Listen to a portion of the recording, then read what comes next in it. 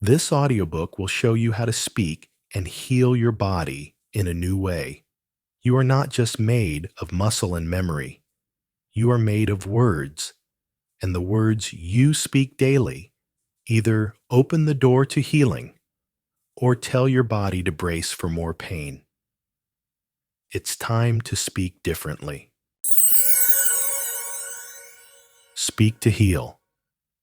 Introduction. You've tried the routines. You've read the books. You've followed the advice. Eat this, avoid that, think positive, meditate more. And still, the ache remains. This audiobook will show you how to speak to your body in a new way, not with pressure or panic, but with truth, compassion, and power. Speak to heal. Introduction. In your body, in your chest, in the quiet places no doctor's test can reach.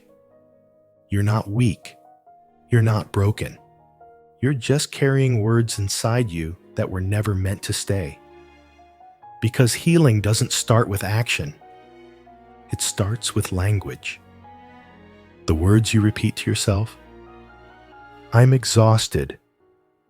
My body's failing me. I'll never feel normal again. Those aren't just thoughts. They're instructions, signals, blueprints that your nervous system quietly obeys. And the truth is, you cannot heal in a body you speak against. Chapter 1. What you say, you store. How the body records every thought. Your body keeps a journal, but it doesn't write in ink. It writes in muscle tension, heart rate, hormone levels, and breath. And what does it write down most? What you say about yourself. Every repeated thought, every whispered, I can't, every quiet, I'm not enough. Your body hears it. And more than that, it believes it. Modern neuroscience and ancient wisdom agree. The way you speak to yourself is not harmless. It's programming. Dr. Joe Dispenza teaches that repeated thoughts and emotional patterns create new wiring in the brain. When you think, I'm always tired, or my body's falling apart, and you feel that truth deeply, your body encodes that state. It becomes your baseline. Your chemistry shifts to match the message. That's not poetic metaphor. It's neurobiology. The brain sends a message. The body responds with chemicals. And soon, your cells begin living in the echo of your beliefs. Louise Hay spent decades teaching that every illness begins with a thought. Not because you're to blame, but because thoughts are instructions. Say, I'm overwhelmed every day, and your immune system receives that as a fact. Say, I can't handle this, and your nervous system prepares for collapse. Say, I'm healing with feeling, and your body begins looking for signals of recovery. Your words become your internal climate, and your body adjusts its systems to survive in it. Here's a simple example. Let's say a woman grew up hearing, "You're too emotional." She absorbs this, not just in her mind, but in her posture, her breath, her endocrine system. As an adult, when big feelings arise, her body tightens. Not because anything's wrong, but because her inner language still whispers, "You're too much. Keep it in. Don't feel." And over time, the body stores this as anxiety, as tension, as exhaustion, not from what's happening, but from what's being repeated. You may not even realize the phrases you carry. The ones that live in the background. I'm not strong like other people. I've always had health issues. My body betrays me. These are not passing thoughts. They are invisible blueprints.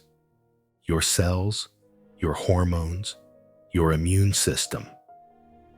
They adjust themselves to match the architecture of those words. And yet, if you've memorized illness, you can also memorize healing. Your brain has the capacity to rewire. This is the miracle of neuroplasticity. When you start saying, "I'm safe now," my body knows how to recover. I'm learning to feel peace again. You begin giving your nervous system new instructions, not demands, but directions. And with enough repetition, your biology will begin to follow. This doesn't mean you'll never feel pain, or that one good affirmation will fix years of stress. It means your body is more responsive than you've been taught. It listens not just to medicine, but to meaning. It listens to the tone in your voice when you say, "I'm okay." It listens to whether you trust yourself when you say, "I'm healing." It listens and it writes. So the question is no longer, "What's wrong with me?" The deeper question is, what have I been saying to myself for so long that my body started living it out? This is not about guilt. It's about responsibility, the kind that frees you. You don't need perfect words. You need new ones. Ones your body can begin to believe. You need to say, "I've stored the story of pain, but I'm ready to speak something new." Because your healing doesn't begin with a pill, a plan, or a practice. It begins with a word. Your word. And what you choose to say from this moment forward is what your body will begin to store. Chapter 2. Words that wound. The subtle power of self-harm through language. There is a kind of pain no X-ray can detect. No scan can measure it, but your body feels it every day. It's the weight of words you didn't realize you were carrying, especially the ones you said to yourself, "I'm such a mess. I'll never get better. Why do I always ruin things?" We speak these phrases casually, sometimes even with a laugh. But beneath the humor is harm. Because the body doesn't know the difference between a joke and a command. Louise Hay taught that every criticism, every complaint, every phrase of self-rejection sends a message to the body. You are not safe. You are not enough. You are not whole. Over time, those messages don't just pass through you. They take residence. They settle in the muscles that won't relax, in the fatigue that never quite lifts, in the digestive system that's always tight, and in the breath you hold without noticing. Your body listens, not just to what happens, but to how you describe what happens. Think of it this way. If a child were sick, would you stand over them and say, "You're hopeless. You always get sick. You'll never be strong"? Of course not. And yet, how many times have you said something similar to yourself? This is just who I am. I always fall apart. My body's broken. You wouldn't speak that way to someone you love. But for some reason, you've learned to tolerate it internally. And what you tolerate, you teach your body to expect. This is the subtle violence of self-talk. It doesn't scream. It seeps. And that seepage shapes how your body heals, how it rests, and how it trusts.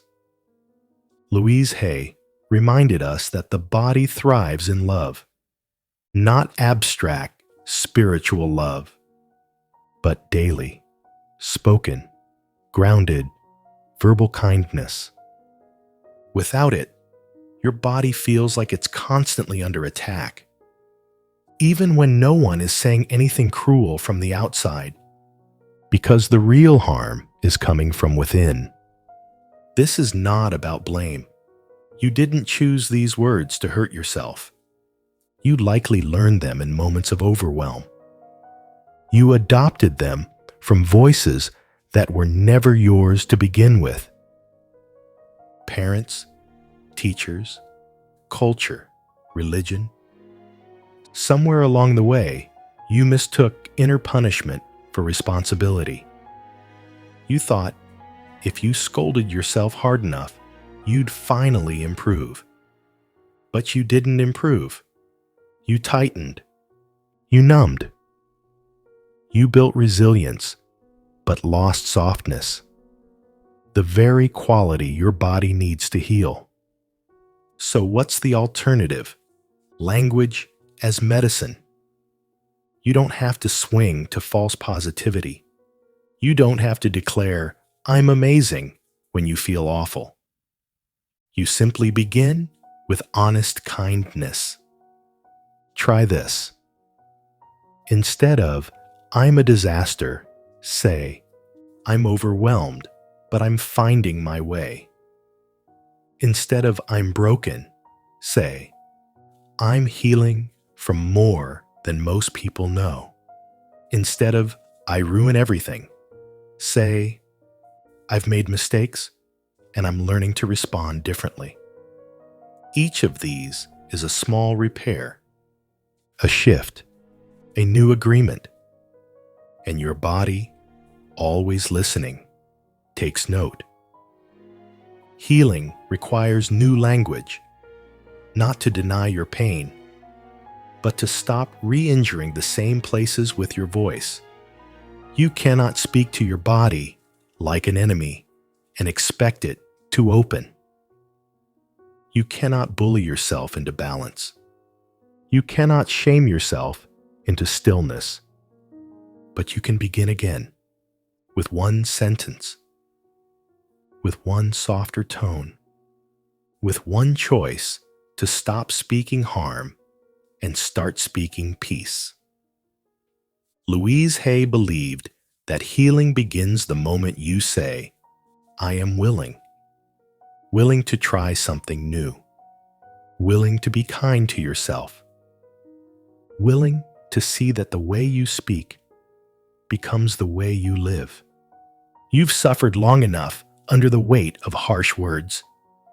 Let this be the moment you release them, not by force, but by recognition. Speak as someone who knows they are healing. Even if you don't fully believe it yet, speak as someone who is ready to stop wounding the body they live in. Speak as someone who finally understands. Your words were never just words. They were seeds. And now you choose to plant something new.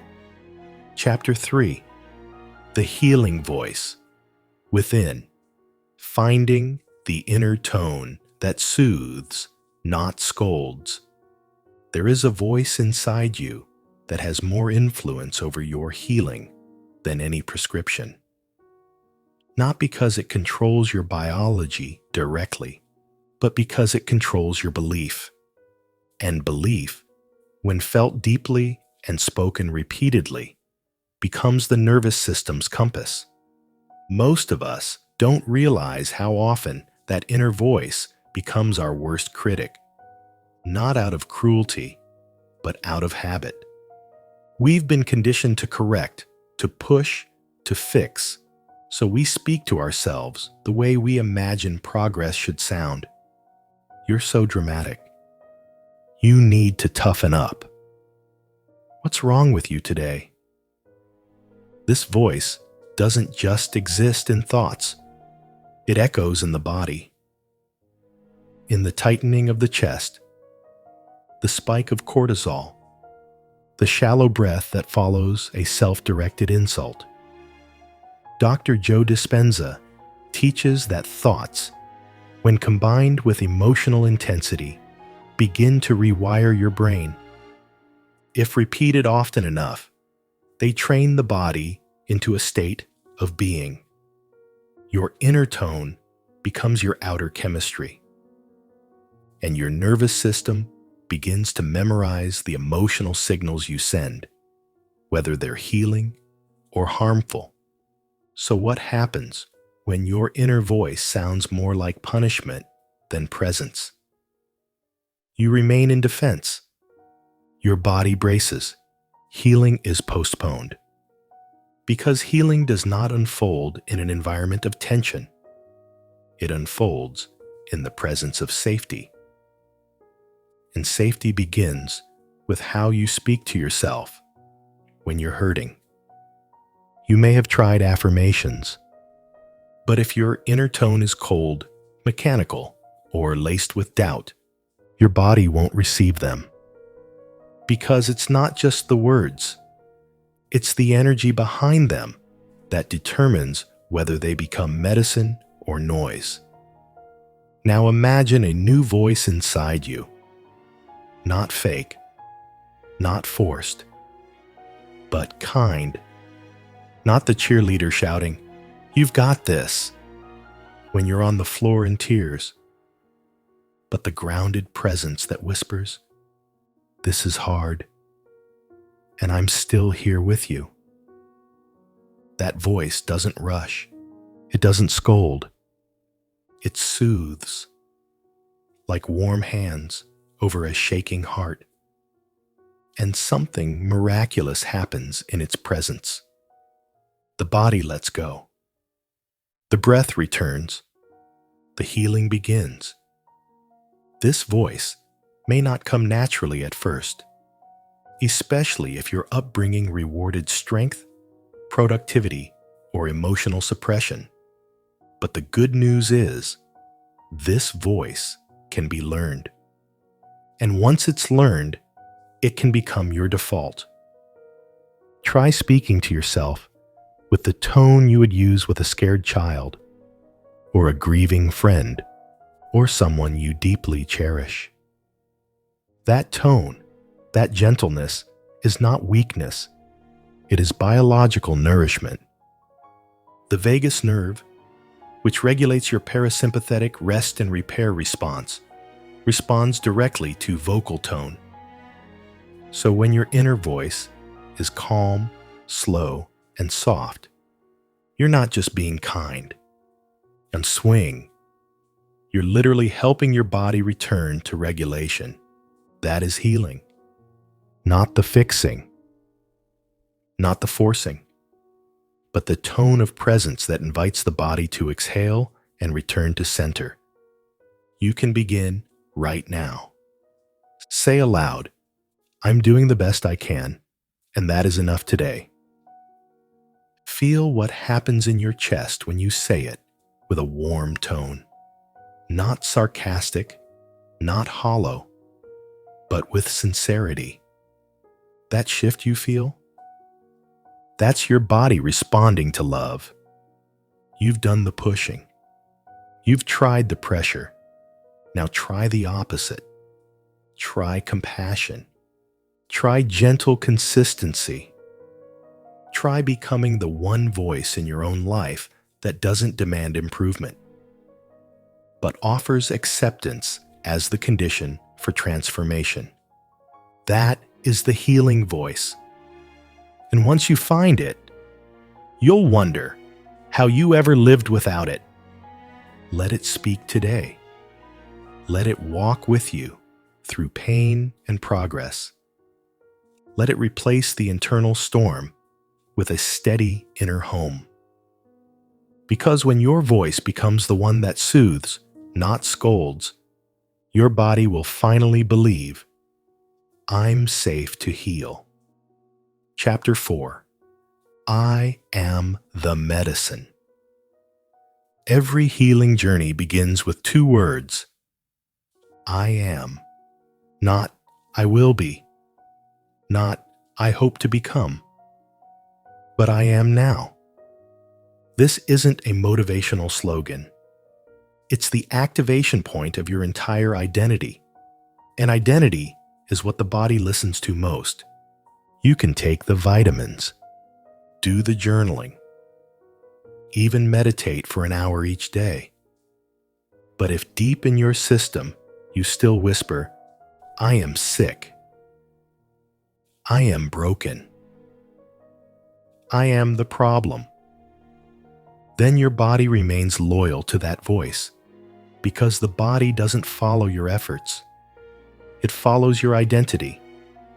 Louise Hay was clear. The point of power is in the present moment, and it begins with what you say after I am. Your I am statements form the blueprint for how your mind sees you, how your cells respond to you, and how your body regenerates or resists change. This is why healing cannot be separated from self-perception. You cannot embody a healed state while repeating the identity of the wounded self. The language you choose becomes the atmosphere of your cells. Say, I am always tired, and the body adapts its chemistry accordingly. Say, I am restoring, and the body recalibrates. Not immediately, but consistently, because biology listens to repetition. Caroline Myss calls identity the most powerful force in spiritual healing. She says, we don't heal by begging the divine. We heal when we reclaim the power of naming and take full ownership of who we choose to be. And this includes who we are no longer willing to be. Many people live in an identity they never consciously chose. They inherited it from caregivers who said, you're too sensitive. From doctors who said, this will never change. From trauma that whispered, you're not safe here. And then, without realizing it, they began to repeat those names. I'm difficult. I'm anxious. I'm not strong like others. Over time, those words didn't just shape thought. They shaped posture, breath, and cellular memory. But the miracle is this. What was spoken once in fear can now be rewritten in truth. I am not broken. I am healing. I am not a diagnosis. I am a living, breathing miracle in progress. I am no longer who I was when I got hurt. I am medicine. I am possibility. I am becoming. These are not affirmations. They are restorative instructions to your body and soul. You don't have to fake them. You just have to be willing to say them with more certainty than the voice that once said you were too far gone. The shift happens the moment you stop trying to heal from the identity of someone who is permanently wounded, because that's the trap. To repeat the wound as a name is to stay loyal to it. But to declare, I am the medicine, is to become the environment where healing is no longer a goal. It's a state of being. Try this. Close your eyes. Place your hand over your heart and say aloud, I am healing. Again, I am healing. Feel the difference when you say it as a fact, not a wish. It may feel unfamiliar, but that's not because it's false. It's because it's new. New names take time to settle. New identities must be lived before they feel natural. But every time you say, I am peace. I am strength. I am becoming. You plant a seed in the subconscious, and your biology begins looking for ways to agree. Louise Hay believed that you are your own healer, not because you have to do it alone, but because the words you speak about yourself either open or close the doorway to wholeness. So ask yourself today, what name are you living under? And is it one you consciously chose? You don't have to change it all today, but you can begin. You can say, I no longer agree with the old story. You can say, I am choosing to speak from the version of me that is rising. And when you do, your body will listen. It always has.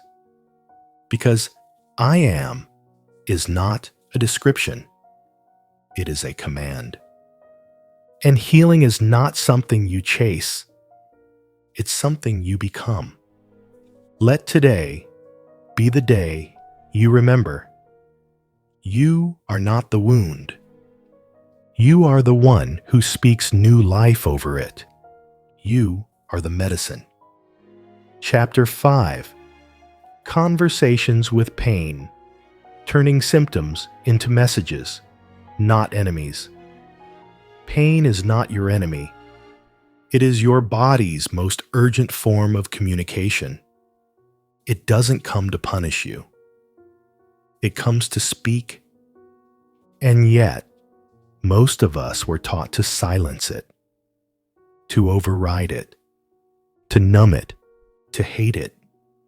But what if pain isn't here to defeat you, but to direct you? Caroline Myss often says that the body speaks in a language far more honest than the mind. Where the mind will rationalize, dismiss, and delay, the body tells the truth, immediately, without filter. Pain is that truth. Not a failure, not a flaw, a message. Your body is not attacking you. It's trying to get your attention. And the more you resist that signal, the louder it gets. You may have noticed this before. A tension in the neck that only grew tighter the more you ignored it. A gut issue that flared when you tried to push through stress. A fatigue that deepened every time you told yourself to just keep going. This isn't weakness. This is communication.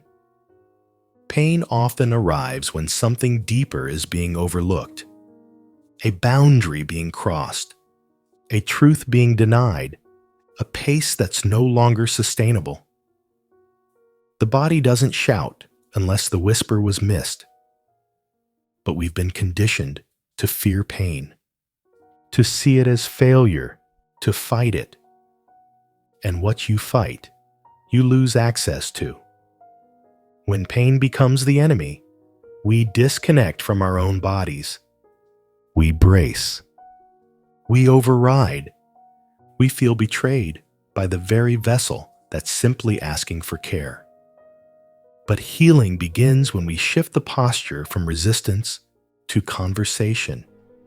Imagine asking your pain, what are you trying to tell me? What part of me feels unheard? What would it mean to stop fighting you and start listening? You may not get a clear answer right away, but your nervous system will feel the shift. It will feel your willingness to stay instead of escape. This is the heart of trauma healing as well. Most unresolved pain isn't just physical, it's emotional. And unresolved emotional pain, when unspoken, will eventually speak through the body. It becomes tension, inflammation, autoimmune flare-ups, chronic exhaustion. Not because the body is broken, but because it's become the storage space for everything that was never allowed to be expressed. Your symptoms are not just dysfunction. They are intelligent signals. They are saying, slow down. Look here. Let go. Forgive. Rest. Change direction. Be honest. Come back to yourself. And when you begin speaking back, kindly, openly, you create a relationship with your body that's no longer based on fear, but trust. Try this. Place your hands over the area that hurts. Close your eyes. Take a slow breath and say, I'm listening. You're safe to speak. Don't rush the insight. Just stay present. Let your pain know that it no longer has to scream to be heard. You may begin to notice patterns. That your migraines arrive when you're emotionally overloaded. That your stomach reacts when you're suppressing anger. That your fatigue spikes when you're trying to hold everything alone. These are not coincidences. They're cues. The body always keeps the score, but it also keeps the map. And pain, though uncomfortable, is often the place where the map begins. Caroline Myss teaches that if you want to heal, you must stop seeing your symptoms as obstacles and begin treating them as invitations. To listen, to change, to soften, to return. So today, what if you welcomed your pain? Not as a punishment, but as a messenger. What if you stopped asking, why is this happening to me? And started asking, what's trying to emerge through this? This shift is not just spiritual, it's practical. Because when you stop fighting your symptoms, your body stops needing to amplify them. You reduce the internal stress. You shift the system from defense to repair. And healing becomes possible, not just because the pain lessens, but because the war within ends. Let this be the moment you change your relationship with pain. Speak to it. Thank it for protecting you in ways it knew how. And let it know. You don't have to fight for my attention anymore. I'm here now. Because pain that is listened to softens, and a body that is heard begins to heal. Chapter 6. Speak what you want the body to believe. Every word you speak is a message, not just to the world, but to your body. It's easy to think of language as expression. We say things to describe how we feel, what we're going through, what we hope for. But on a deeper level, your words are more than descriptions. They are directives. They are instructions broadcasted to the entire network of your biology. Your cells aren't neutral. They're listening all the time. And they are responding not only to the chemical signals in your bloodstream, but to the emotional tone behind your words. Bruce Lipton, in his work on epigenetics, made a powerful observation. Genes respond to the environment, and your thoughts, your perception, create that environment. So, if your thoughts are fearful and your words reinforce powerlessness, you create an inner world where healing slows, where inflammation increases, where survival takes priority over restoration. The opposite is also true. When your words speak safety, possibility, and gentle certainty, you create a biological climate that welcomes repair. In other words, your language doesn't just reflect your state, it helps generate it. Think of the common phrases many people use.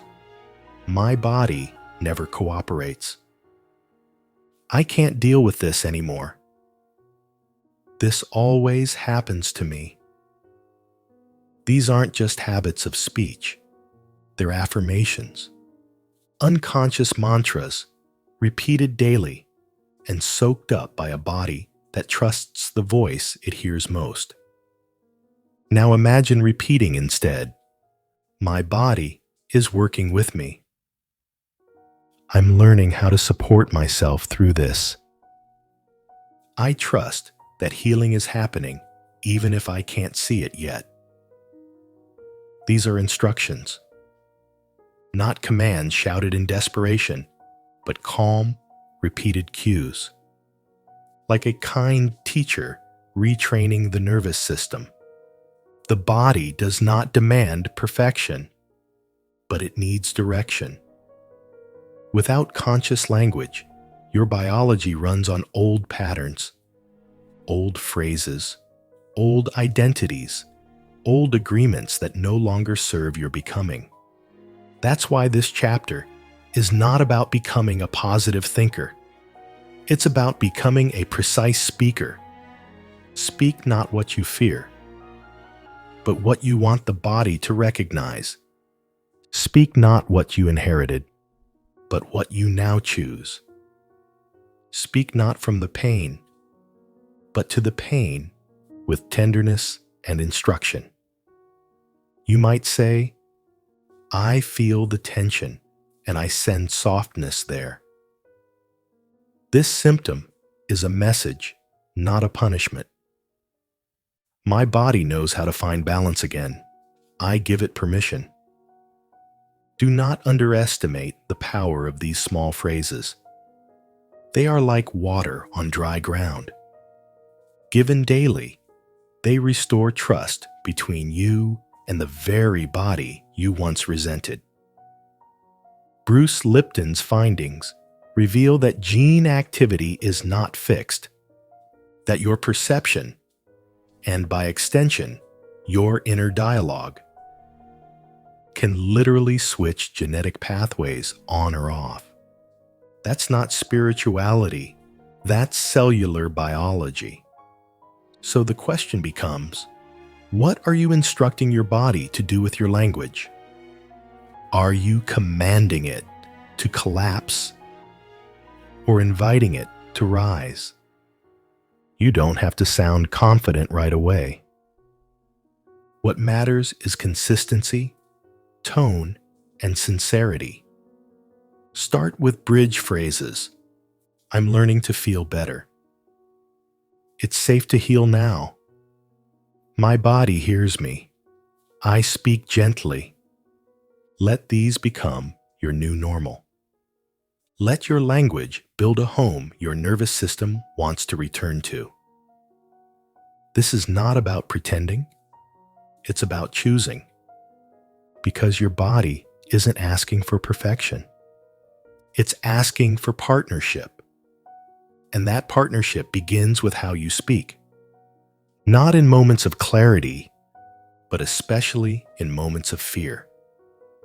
So the next time you feel lost in symptoms or emotion, pause and ask yourself, what do I want my body to believe right now? Then say it. Whisper it. Repeat it. You're not just expressing, you're instructing, and your biology is listening.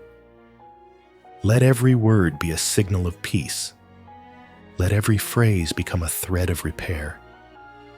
Let every sentence move you, not further into fear, but gently back into wholeness. Chapter 7. Becoming the healing field. When your presence begins to heal others, there is a moment in every healing journey when something begins to shift, not just inside of you, but around you. People respond differently. Strangers feel safer in your presence. Friends begin to open up. Your energy no longer says, "I'm surviving." It says, "You can breathe here." This is when healing becomes more than personal. It becomes transmissible. You become the field. Dr. Joe Dispenza often describes the body as a broadcasting tower, constantly emitting a frequency based on your internal state. When you embody peace, not just say it, your energy signals coherence to those around you. You regulate not just your own nervous system, but also gently influence others to regulate with you.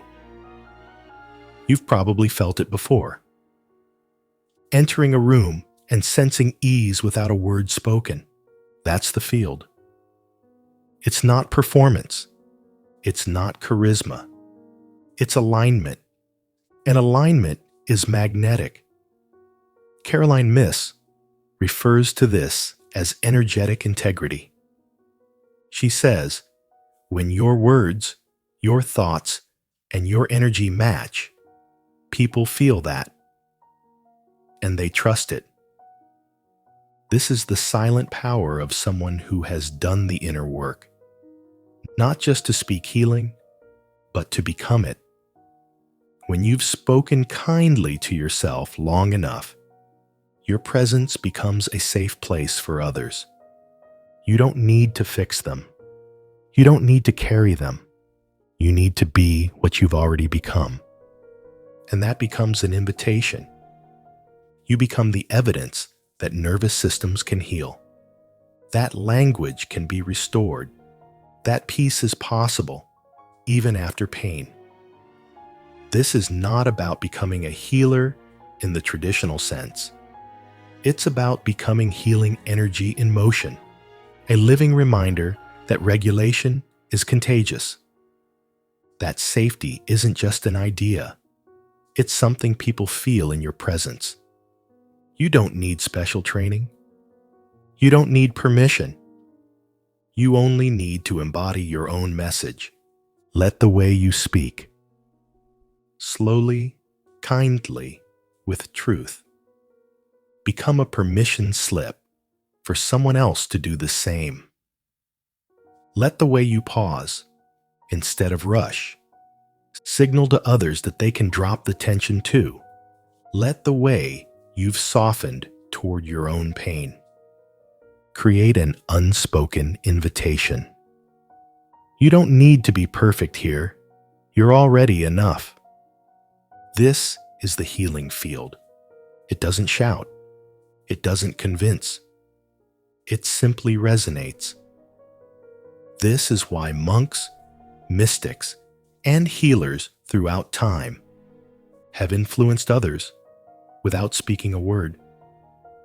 Because they no longer talk about peace. They are peace. And presence doesn't lie. This final chapter is not just an ending. It's a beginning. You've learned to speak differently, to listen inward, to rest between the words, to rewrite your name, reshape your tone, and reintroduce yourself to your own body with reverence. Now, the echo of that work travels beyond you. It enters your relationships, your posture, your silence. And others will feel it, not because you tell them you've changed, but because they feel safer when you're around. That is the quiet legacy of someone who is healed. Not perfection, but presence. So if you've ever wondered, can I really make a difference? The answer is yes. You already are. Every kind word spoken to your own body, every gentle breath taken in a moment of stress, every time you chose understanding over self-judgment. That's not just healing, that's transmission. Your healing is not selfish. It's generational. It's relational. It's contagious. Let your very being be the medicine. Let the way you've spoken to your own pain Become the way the world begins to speak to itself. You are the field now, and without even trying, you will help others remember how to come home to themselves. Chapter 8. Healing in Public. You've begun to speak to yourself with more care. You've stopped calling your body the enemy. You've made space for silence, for softness, for the slow return of trust.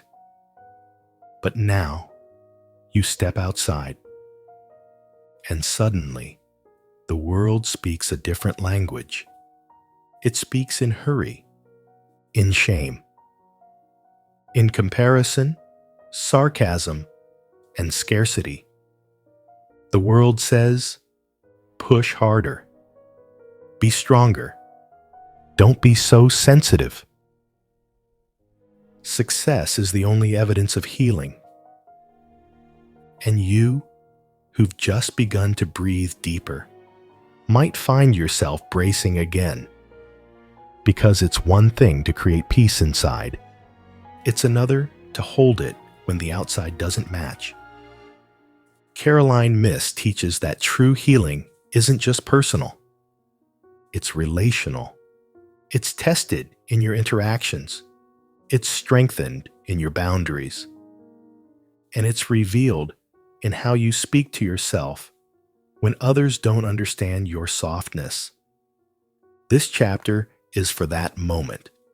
The moment you realize the world may not meet your healing with applause. It may meet it with discomfort. But that doesn't mean you've regressed. It means your energy has shifted. It means your field no longer fits into old systems of survival. And now, your task is not to protect your healing by hiding it, but to anchor it more deeply within yourself, so it's not shaken by someone else's chaos. This begins by recognizing that you no longer speak the language of urgency. You speak the language of integration. And in a society addicted to speed, your slowness may feel like resistance. Because it is. It is resistance to self-violation, to overexertion, to using pain as a form of proof. Your softness is sacred. But to keep it intact, you must also be willing to disappoint expectations that no longer serve your soul. You don't owe the world your pain story as an explanation. You don't owe productivity as a signal that you're better. You don't owe anyone access to the parts of you still in process. What you owe yourself is loyalty to your new tone. When others speak harshly, you don't have to match their energy. You can remain kind to yourself. When people question your slowness, you don't have to rush to explain. You can root into presence. This pace protects my peace. When friends don't understand your new boundaries, remember, your job is not to convince them. It's to stay in integrity with your healing. Integrity means saying, I don't speak to myself that way anymore. It means quietly exiting conversations that turn your body tense. It means choosing rest over reputation. It means trusting that just because the world still runs on scarcity doesn't mean you have to join the race. Yes, there will be moments you feel alone. Moments you wonder if speaking with such care is too idealistic. But pause and remember, you're not the only one healing in public. Every time you choose calm over conflict, you give others permission to consider a new way. Every time you stay grounded in your tone, you remind someone that gentleness isn't weakness.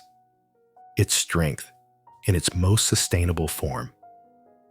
This is what it means to heal out loud without shouting, to carry a vibration that others can feel, even if they can't name it. And while the world may not always reflect your inner work, you will begin to find others who speak like you. People who say, "I don't rush anymore. I no longer insult myself for validation. I've stopped measuring my worth by how much I produce." You'll find each other because healing makes you magnetic to those walking the same path. Until then, let your own voice be enough. Let it be your grounding rod. Repeat to yourself, "I don't speak in scarcity anymore. I protect my peace with softness, not walls. I belong to my healing, even when the world doesn't understand it.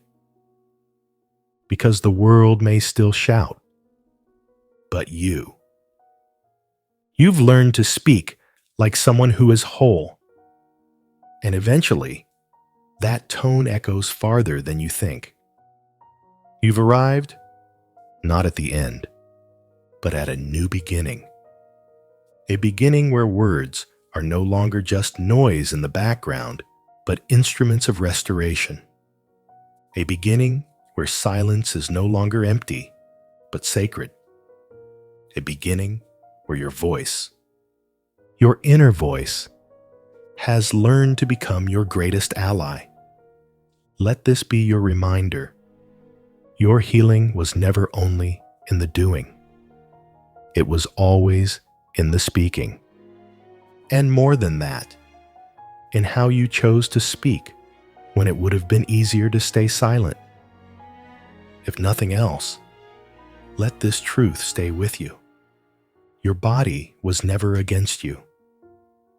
It was only ever echoing the way you spoke to it. Now you know better. And because you know better, you will speak better. And because you speak better, you will live better. Not perfectly, but gently. And gently is enough. So go forward, not with noise, but with knowing. Not with pressure, but with presence. Not needing to prove anything, but willing to be a healing presence. For yourself and for anyone lucky enough to hear the way you speak now, you are no longer just surviving. You are speaking to heal, and the body is listening.